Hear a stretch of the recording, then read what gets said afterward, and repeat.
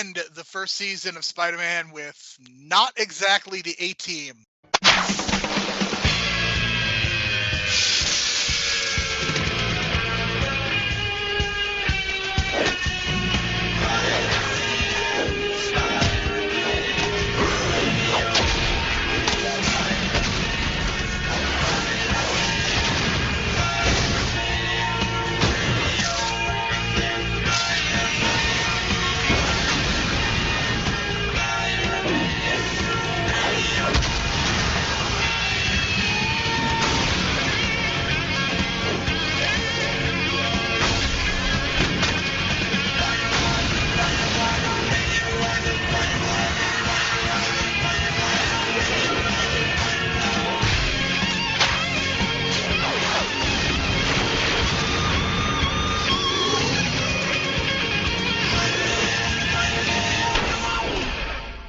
This is the Superhero Pantheon. Now on this podcast, we will take 2 episodes of the Fox Kids version of Spider-Man that aired in the mid-90s and discuss/review. This is not for Pantheon eligibility, but a fun side project. My name is Jerome Cuson. You can find me on Twitter at JeromeC1985. You can find additional episodes of this podcast through Apple Podcasts, Stitcher, Spotify, and all of your favorite podcast apps through the real world. We strongly encourage you to leave a 4 or 5-star review so to help people discover what folks here at the real world are doing. If you would like to interact with us or send feedback, you can do so by following us on Twitter at Hero Pantheon. My co-host for this week and every week will be Brian and Brian. He can be found on Twitter at Brian and Brian. Brian, we are going to be discussing the lesser of the goblins, and we are also going to be talking about the Chameleon, not exactly the A-Team. The one thing I will say, Brian, is at least we get Mark Hamill, if nothing else. Yeah, so this is where I got confused as a kid, man, because, if you grew up on the Sam Raimi movies like I did, you just, you know Green Goblin, and I guess Green Goblin too, or I guess whatever, but the Hobgoblin, yeah, that's something I didn't really think of as a kid or think into too much as a kid. To me, it was just Green Goblin. So this interpretation, I don't know. It's a little complicated because it's Norman Osborn hiring a guy to play the Hobgoblin, and he provides the technology, and he wants to get revenge on Kingpin. But throughout the 2 episodes, they do like a double turn and then like a triple turn.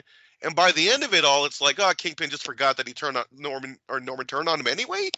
So there was just some weird shit going on with all these different turns, and like it was just too complicated for like not just a kid's show, but like even too complicated for like a general audience, because it felt like, wait a minute, he turned, now he's with the Kingpin, but he's not with the Kingpin? What's going on here? So that's where my mind was throughout the whole thing. But I did appreciate the fact that Kingpin is like, again, the backbone of everything else, and he's got the Empire State Building hidden, fucking fortress at the top, which is awesome. I don't think we mentioned that before, but it's pretty fucking awesome. And then the fact that like you got Mark Hamill like doing this Joker voice, which I thought was like, okay, it's great, it's Mark Hamill, but why is he doing the Joker? I wish he would have made the Hobgoblin more, personal, more creative, like, you know what I mean, like more, more so its own, less than the Joker. But it ended up just sounding like the Joker. So I was kind of disappointed with these 2 episodes, even though I do love the continuity of it all, and the intricate writing is just maybe it was a little too smart for its own good, maybe. And yeah, because by the end it was like a quadruple turn by both like Hobgoblin and Norman. Yeah, these 2 episodes were extremely messy and not exactly. It's weird because you would think, oh, this is a 2-part big deal, like it's gonna. Like, they're going to be able to take their time a little bit. They're going to be able to kind of go through some things and not have to rush through telling a story in 20 minutes. But, yeah, it was just this didn't really work out for me. I like Mark Hamill doing voiceover.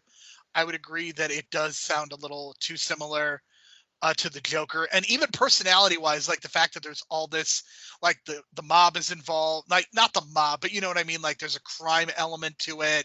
The fact that there's so much double-crossing going on. The fact that, to me, like, he's throwing gas like the Joker would do.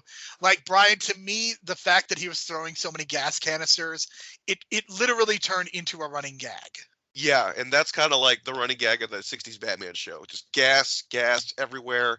people get knocked out. But then again, Joker was doing the gas thing too. So I was just kind of like, maybe Mark Hamill should not have been the voice, even though it's like he probably really wanted to be on the show anyway, and they couldn't find a role for him. But I don't know. It just feels like there was like a missed opportunity here. I don't know if he should have done it a little differently, maybe less laughing. But I guess this version of Hobgoblin is supposed to be like a more like of a Joker type, I guess. And then when you get to the Green Goblin of Norman Osborn, that's when it gets more sadistic and dark and twisted. So I kind of get what they were going for, but at the same time, it just when you added all the turns and stuff, because basically, like, how do we say this? Like Kingpin at the beginning is, I find it ironic that he was doing like a christening for a building for a criminology. A criminology building dedicated to Wilson Fisk. Wilson Fisk, just unbelievable irony there. But then, so Hobgoblin goes in, tries to kill Fisk. He fails, and then you find out he's working for Norman Osborn. And then Norman Osborn again sends Goblin off because he told him you failed. And then he goes off and finds Kingpin's lair. And then he tells Kingpin he's going to join with him. But then he goes back to Norman saying, I got into the Kingpin. I'm going to kill him and you could join me. So he's not really with the Kingpin. Yeah. And then it gets more complicated from there. And I'm just like, why do we need all these turns, man? And then by the end, you don't even know like what the Hobgoblin wants, because at the end of it all, I don't know, he just goes off and just flies away. So yeah, I was just kind of disappointed at the fact that they tried to throw all this like twists and turns at us. But as like a 5 or 6 year old, I don't even think they can follow all this. So I don't know who they were writing it for necessarily, but I appreciate the effort and the creativity and the originality of it all, but it just didn't land. And then it kind of felt like Spider-Man was just kind of like in the background of it all, because he was just kind of like navigating the waters of like who to save and whatever. Because the real like conflict was between Kingpin, Norman, and the Goblin, right? Yeah, I mean, I think that the most important thing I would say that actually involves Spider-Man takes place in part 1, when there's a point when his web shooting once again fails him. Take a drink every time he does that, because it happens quite a bit. I think one of the coolest scenes is actually him trying to navigate sliding down a building and saving himself because he doesn't have web shooters. I actually think that was one of the more compelling scenes, because it wasn't Spider-Man fighting an antagonist, but him literally trying to survive. I actually that, again, that was probably one of my favorite things, and that's kind of something that I think the movies don't do a good enough job of, is necessarily putting the heroes in this kind of peril before, where like they have to use ingenuity to get out of it, and they can't like punch their way out of it, or use their intelligence, or stuff like that. I would like to see more of that, and I really appreciated that. It was a 2.5-minute scene, but it really showed the stakes, the fact that he can run out of web shooters and he has to save himself. That was definitely something that I really liked about these 2 episodes. I think it's kind of one of my favorite scenes in of the season. Yeah, that was really well done. I like that a lot. It's just too bad that it kind of got buried in all this like storyline, and also you also got the storyline where Harry asked Peter to move in with him because he needs like a guy or a roommate that's kind of like reliable and like a good person that his father can like actually get the approval of. So I thought that was interesting because they kind of did that in the movies. And then when you go to their apartment, I thought that was like so great, like such a 90s college thing, you know what I mean? And everyone's just having fun and having a party. And then the fact that like the next day that like Aunt May is coming in to visit, and then the place is just a mess, like a total mess. And I'm just like, yeah, I've been there, man. I know exactly that feeling, man. And then I thought that was just so relatable. And then I do love the tie-in at the end where, well, this is the kind of like jumping ahead, but at the end of the second episode when Aunt May wakes up from the coma, she whispers to Peter, like, Peter, your apartment was terrible. I think you need to move back in with me. I just couldn't stop laughing at that. But also the fact that when he did tell her that he is moving out, she's like, oh, that's good, Peter. You need to move out. But then a little adult moment I thought was really like well done. I don't know if you noticed this, but when she goes off to wash the dishes, she starts crying. And I was like, oh, what an adult move to do. Like, no kid's going to pick up on that, but like a 20, 30-year-old parent will totally pick up on that. So I thought that was a really cool moment. I don't know about you. Yeah, the Aunt May was used pretty well here. I wish that, like, so if you remember in the first movie when Green Goblin, it's actually very similarly done. in part 1, where basically he throws a canister and injures Aunt May, and you get this really great scene in the hospital where basically Aunt May kind of winks and identifies the fact that she knows who Peter Parker is, being Spider-Man, and it's a really, really great scene. We didn't get that here, but I did like the Sly moment at the end of part 2, talking about how the room is very messy, and getting some insight into the relationship with Aunt May and with Peter Parker. So I think that worked out in my view. So in terms of any other plot mechanics, I can't really think of anything specific that I would like to get into. I think you really covered kind of all the double crossing that's going on, and basically everyone in the end kind of being right back where they started, with Hobgoblin kind of flying away and threatening Spider-Man in a really strange way. That was weird. It's a two-parter, but like that's pretty much part 1. But part 2 is like just like more of the same, right? Like it just feels like just more of the same, and then there's just more double crossing until they finally realize that Spider-Man can just do the work for them, and then Kingpin basically comes up with this idea that, hey, we're just gonna have him go after the Goblin, and then me and Norman are gonna be square. Like what? And then at the end, like I guess at the end, like Norman is at his lab, right? And then he brings Harry there, or Spider-Man brings Harry there because Harry was like kidnapped by Goblin. He gets him out, and then he's sitting on the chair, and then he's explaining, like, this is, like, I guess a really important moment for down the line, is that Norman Osborn starts giving this, like, monologue about how he was never there as a father. He missed all the games for his son. He was not there to care for his son, but he did it, and it was a choice, and it was his decision, but he did it for, like, you know, that whole Breaking Bad thing where I'm doing it for my family or whatever. And it's just a total bullshit excuse, you know what I mean? And he did it for himself, all the things that he's done. So I thought that was really an important moment, because I think, as I recall, I don't know if this is like me just kind of making up, but as I recall, like they're going to go back to this conversation, and Harry's going to be like, I was awake when you said all those things, so I know what you really felt. And then it's going to lead to him turning into a goblin. I think that's what happens. Am I totally miss on that? Or my memories of this show are not great. Like I have vague things. Like I know that we are going to be seeing the X-Men very soon in season 2, but there's a lot of plot points that I just do not remember. So it's very hard for me to comment, and that's part of what will make this fun, is that we can kind of go in a little bit on the blind side. And yeah, it's a very strange 2-episode arc. The strangest thing to me is there is a large pillar that seemingly falls on the Osborns and doesn't kill them. Did you notice that? I thought Spider-Man saved him. Or I mean, it did. It kind of looked like he did, but then it kind of looked like it fell on them. Either the animation was poor, or it might have been or I missed it. Because like I don't think at this point Norman's even taken the serum. So there's no way he's even got those powers yet. So yeah, I think that was just an animation error, because there are some animation, like, you know, snafus here and there, because it's like, you know, it's 90s 2D animation. We get it, and you know, everyone's wearing the same shirt every day. We get that, so we kind of look past that at this point and just kind of focus on the storylines, because that's where it's kind of going. And at least now, like, we have this set up with Norman and Harry, you know, the father-son relationship, and we got that down. So now that's going to play a big factor later on. And it's going to play a big factor with Mary Jane for sure. I know that for a fact.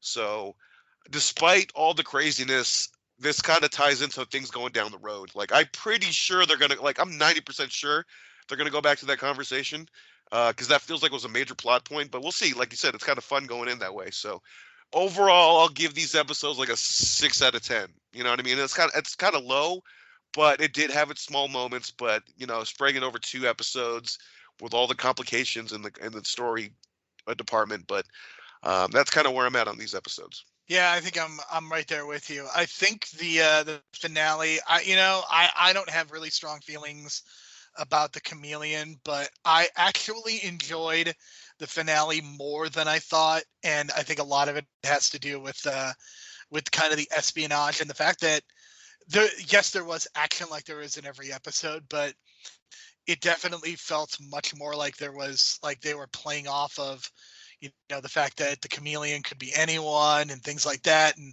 we get our first look at Shield, and Nick Fury is very different than the interpretation that we've seen with Samuel Jackson playing this character. In this case, Nick Fury is a former war hero who explains the plot and what Chameleon is doing. The Chameleon has been hired by terrorists, never named, never shown, to stop a peace treaty between two countries that are never identified. Jameson is somehow high up on the list of people who are able to attend this treaty ceremony. So there's lots of shape-shifting shenanigans. So yeah, I liked this episode more than I thought. I love the design of the Chameleon and just like how creepy his face looks. And I do think it's interesting that both the first season of Spider-Man and the X-Men have a shapeshifter. The difference is the Chameleon actually lives. I mean, I guess Morph didn't die, but you know what I mean. Yeah.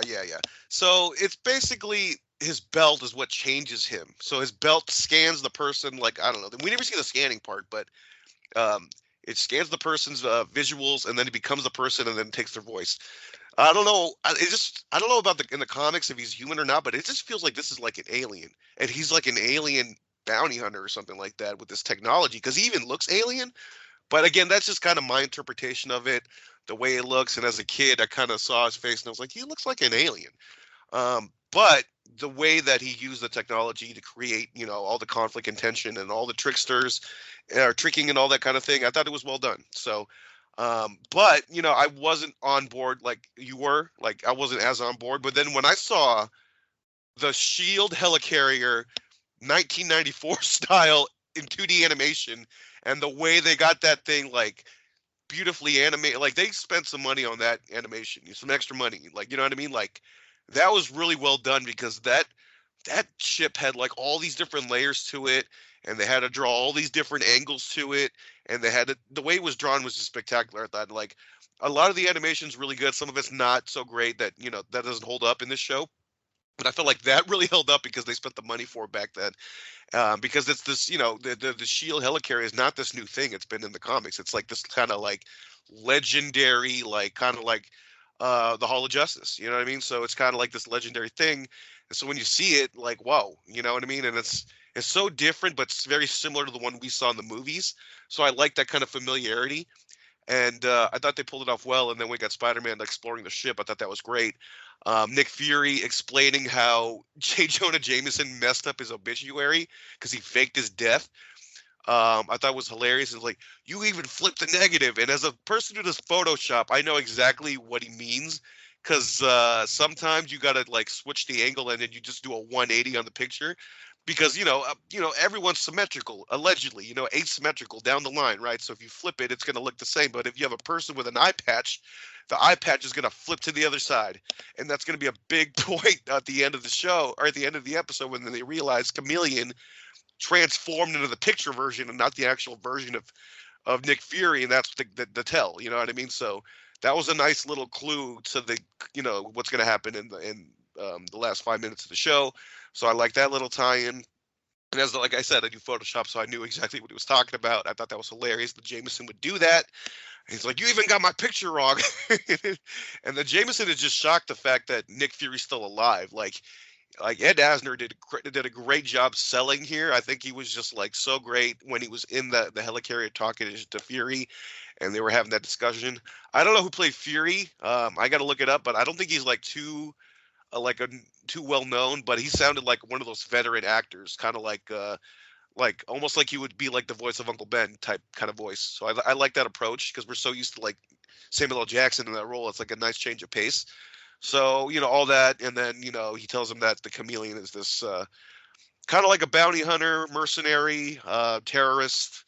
And he's going to disrupt the peace treaty that's about to be signed. And, of course, Jameson has access to it. And he's like, why don't we just cancel it? So he doesn't get to it. It's like, if we did that, then we would have to cancel everything in the world and blah, blah, blah. So it's like the whole, we can't let the terrorists win Ruha speech. So I thought that was kind of like relevant. And then, just it kind of leads to, the chase, because like the Chameleon's doing this thing during the day to get into the building. So I thought that was like, you mentioned the espionage. I got, some vibes of like, Winter Soldier, which is good, which I think that's what they were going for, especially with the helicarrier. And I thought it just, it flowed really well. It surprised me because I wasn't really expecting much. But then I thought it was hilarious when he changed into Peter Parker and just went up to Mary Jane and totally like kind of violated some rules there, but she seemed to like it, which I Yeah, guess was wrong. that was weird and wrong, and that's not something that you would see in a kid show in 2022. I think if that was in an adult show, I think people would be very, very nonplussed about it. Yeah, that was awkward, but again, that's kind of like the Chameleon, doing his thing. And then yeah, it just goes from him playing Jameson to playing, different people in the office. And I thought, yeah, this is great. This is what the Chameleon and like the kind of concept that you're given with this character and what you can do with it. So I thought they really had a fun job with it, leading to the finale where they just confuse or he gets confused and uses the wrong picture of Nick Fury. So I like those two moments with the Chameleon disguising himself as Fury and having the patch on the wrong eye. I think that's a nice detail because they basically predicted that it would happen at the beginning of the episode. So it's a nice bit of continuity. The other thing that I really liked is so when Chameleon is defeated once and for all. Did you get the T-1000 vibes as he was morphing back into the previous people that he had disguised himself? Because that was screaming at me, Brian. That was screaming at me. I had vibes, but also it felt like I don't know. I can't think of another movie like that, but it felt like very sci-fi. I can't think of a movie like that, but I had shades of T-1000 a little bit, but it felt like a little bit of like God, I'm trying to think of the Austin Powers Android fembots where they were just wigging out. You know what I mean? Just like a robot wigging out, and that's kind of like what the feeling was. But also, I want to mention like the ending of this episode. I thought like the last 2-3 minutes was really built up because this after he gets caught as Fury, I believe, or is it? I forget. But just the idea that he's in there as Peter Parker, right? And then you see Spider-Man attack Peter Parker, and the whole like audience in the building is like, "Oh, what's going on? Spider-Man's here. He's attacking an innocent person." And then it gets crazy. But it felt like with the way it was set up, it had this really like built-up dramatic ending you would feel like or see in like an espionage movie, especially like in the 60s or 70s where they're building up this thing and where you think it's like this guy's in the building, but it's, oh my God, it's someone else in disguise, and then it just turns it on its ear. So I thought that was really well done, and then it added to the drama of the ending. So I thought it built up well. For sure. And we get Mary Jane slapping Peter Parker in the face for Peter Parker not showing up to her play. That moment was very reminiscent of Spider-Man 2. It would not surprise me if Sam Raimi watched this and took it. It may even be a specific shout out to the comic books as well. So yeah, I like this ending to the season. It feels like season 2, we're definitely going to get even more into continuity and building up episode by episode. Like I got it to an extent with the Venom stuff, but it didn't really feel like this was built up to necessarily in the same way, even though I did like the Chameleon episode much better than the 2 Hobgoblin ones. So that's kind of where I'm at. I think that the first season is very up and down. I think there are some episodes that I really enjoyed, the Doc Ock episode, even the Lizard episode to an extent. And then there's just kind of some things that don't work out as well. Specifically, I'm thinking about Kraven the Hunter. That episode was not one of my favorites. The Hobgoblin. Those are the episodes that did not necessarily work as well for me. But overall, I do enjoy the fact that, these episodes are 20 minutes. So even if an episode is not good, you don't have to sit through it very long. So I think that it's a very digestible series, and I am very glad that we are going through this because I think there's a lot of fun to be had as well. Just kind of exploring this part of the universe, and we've seen so many interpretations of Spider-Man at this point between the various animated shows as well as the movies. Like we basically had 2 different versions of of Spider-Man, but in this case, we are kind of getting this even more different interpretation, and I have really enjoyed kind of going back because there's a lot of stuff that I have that I've forgotten. So it's been great to see. So Those are my thoughts. Brian, your thoughts on season 1? Well, Day of the Chameleon, I'll give 7.5 out of 10. I thought it was really, had a good change of pace to it and kind of surprised me. Had a lot of fun with the character and what you can do with it. Overall, the season, I'll give 7.5, maybe an 8. I'll give it an 8 out of 10 because even though it had the bad episodes, it's definitely laying the groundwork because season 2 is really it's going to really go into the continuity. And it's going to be like an integral part, it goes up to like part 10 or 11 or something like that. And it's the neogenic nightmare, and it's the one where Spider-Man starts growing arms and he's becoming this spider monster, and each episode he's getting worse and worse. So that's going to be great, and I'm looking forward to that because I think that might be my favorite season 2. Because as they go on, like even season 4 and 5, it gets into some really depressing stuff that we'll talk about later on in the year. But stuff that even Jerome forgot that's really depressing that I'm going to remind him, and it's going to be so like, oh my God, how come they haven't done this in the movie yet? But yeah, I'm really looking forward to season 2. Season 1, man, it had its moments, you know what I mean, with the arc of the Venom arc. But again, they had to lay the groundwork to lead to like a Sinister Six, and you can't do a Sinister Six without introducing those 6 characters. So that's kind of the way you have to play it. But at least Kingpin is in the background of everything. The way he's tying everything together, basically, he's the rug and the ties the room together for Lebowski. You know what I mean? So. And then with Smythe, we hardly think about Smythe, but I feel Smythe is like this guy that's gonna kind of surprise you. You know what I mean? Because he's kind of playing that role right now as like the henchman, and he's playing that role well. Kingpin gave him that electronic wheelchair. So there's some things that plays into that relationship because you can see that relationship is getting a little complex because, Kingpin's all about loyalty and he is loyal to him. And you know what I mean? And there's some times where he's like, Smythe, why are you running away? I'm not running away. I'm trying to protect you. Let's get out of here. So I like where that relationship is going, and it's probably going to end on a down note. You know how it is with Kingpin. So I'm excited for season 2 and where everything is going. So I'm looking forward to it. Yes, and we will be back next week to start on season 2. For Brian, I'm Jerome. Thank you so much for listening. We will talk to you again next week. Some flight, no Peanuts, no Stallone movie? I'm out of here.